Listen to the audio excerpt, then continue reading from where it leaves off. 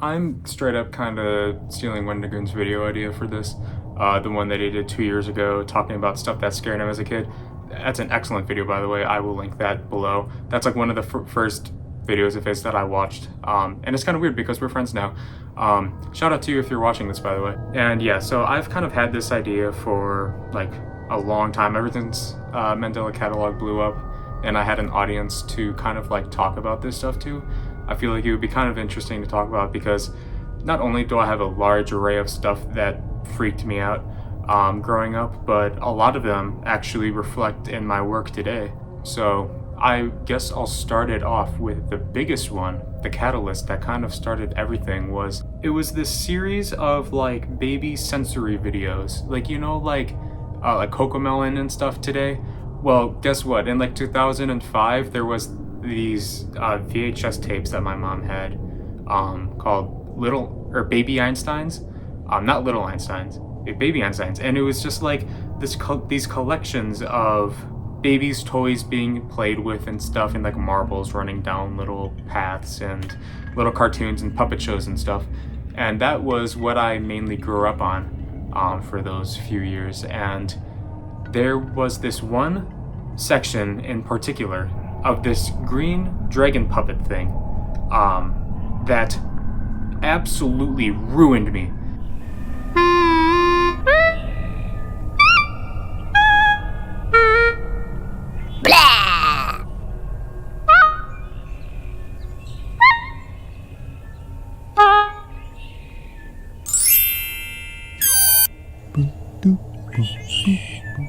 It's weird because watching it back now, it kind of creates this weird visceral reaction within me. And I remember my earliest memory had to do with this exact thing. And this memory that I'm talking about was my first big nightmare that I had. And in this nightmare, I was maybe, I don't know, 4 or 5 when I had this. I was just sleeping in my bed, and then I wake up in the dark room in the middle of the night, and then this green dragon puppet thing, it's like a version of it, and it's very widened out, and it's like coming up from behind the bed, like on the side of the bed up through the wall. And I just remember falling out of bed, staring at it, crying, and then running to my mom's room downstairs. That was horrific at the time. And the weird part is, even though that's my earliest memory, I don't remember actually watching that part on the TV as a kid. I don't remember any of that. I only remember the consequences of that video that impacted me in my life. And since I don't remember anything from that time when I actually watched this as a small child, my mom definitely does remember. So here's how that went. Okay, I remember being in our apartment. I was in the kitchen and I was doing dishes, and I had you in your Exer saucer. I think you were like maybe 9 months, and you were in your Exer saucer right in front of the TV. And I remember it was the first time you watched it. I was very excited for you to watch it because it was like the cool big thing that was going on at the time was Baby Einstein's. So the part comes on where the puppet comes in. It's like,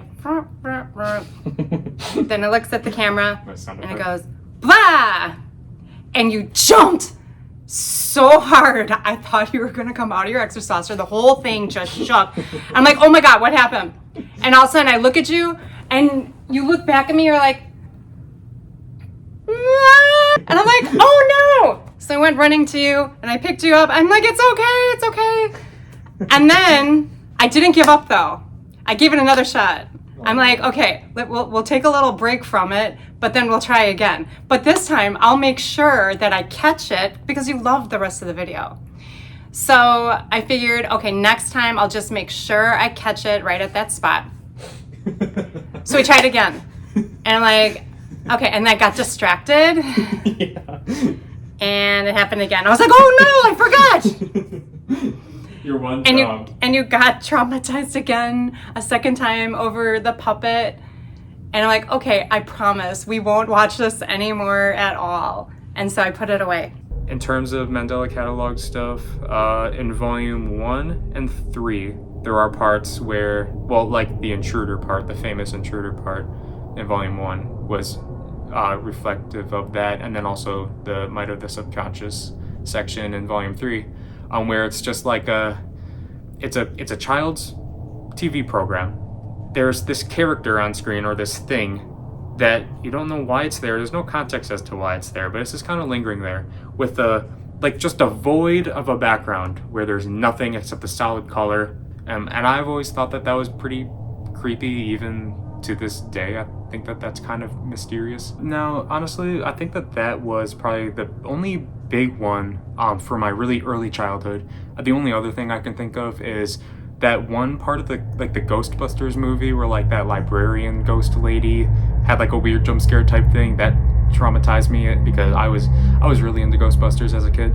But other than that, I would say the next big leap in my terror was, I'm just gonna group this all together, just like creepypasta images. If you don't know what creepypastas are, if you're like an older person watching this, and by older I mean like older than like 35, the word creepypasta stems from copypasta, which means like it was like a internet horror story, like an internet campfire story, where it would start somewhere and then it would just get copy and pasted all around the internet, and then that's how we would get popular. And most of the time when all these famous internet stories came around, they were usually accompanied by a photo or an image, sometimes even a video that parallels with the story. That is usually the scariest part of creepypastas, to be real. A lot of them weren't that well written, but the images themselves were what people remember the most, I would think. And I would say that the three main ones for me were Squidward's Suicide or Red Mist, Smile Dog or Smile.jpg, and the Mario.exe, I think it was called.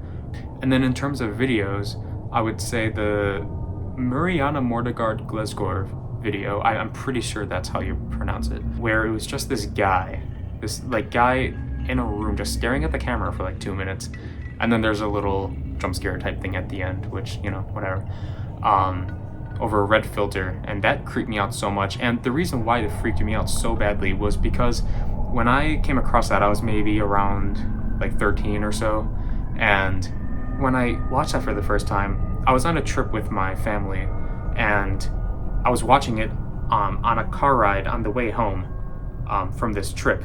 I mean, it was like in the middle of the night, and I just stumbled across this because I was watching like some guy on YouTube like covering it, and I just happened to get sick on this car ride because it was going for so long. And because I got sick, I started getting like a little scared, and it didn't help that I only read the actual creepypasta part of it afterwards, saying how like, oh yeah, people supposedly watched this and gouged their eyes out and sent it to the YouTube headquarters, which is ridiculous, by the way, but you know, that's classic internet for you.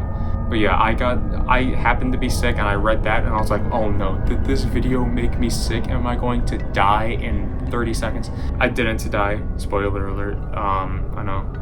And there actually was another big one from around that same time, if not like a couple years earlier maybe. I did forget this. And it's kind of dumb because looking back, it was pretty tame. And this is Herobrine from Minecraft. If you're somehow not familiar with this, long story short, it's about this story of this anomaly, this creature thing in Minecraft, in the game Minecraft, that is it looks like the main avatar of the player character in the game, except its eyes are completely white, empty, and people will just supposedly have sightings of him and stuff, and people would make like all these fake images and videos back in the day when Minecraft was in its really early stages, and stuff like that could have been passed off as being true, which made it all the more scary, and I was terrified of this as a kid. Looking back, it is so nostalgic to me, and I love reminiscing about that. And I do plan on making I've had a short film in the works for quite a while now called Empty Eyes, which is basically about Herobrine. It's about a little kid who is playing a Let's Play of Minecraft and then comes across it, all hell breaks loose. That'll be down the line though, I don't really have the time to do that right now, but it'll be pretty cool. But yeah, very nostalgic, very simple premise, not real, obviously. Pretty cool if it would be. But yeah. So yeah, that's gonna be about it for this video. I have a lot more that I could talk about. I'm just testing the waters with this first part. If you guys like this, I'll definitely do more. There is so much more that I can talk about. So yeah, subscribe if you liked. Sorry about my horrific upload schedule. As you know, I mean, my main channel is the priority right now. I have a Mandela catalog video coming out within days or so. So keep an eye out for that.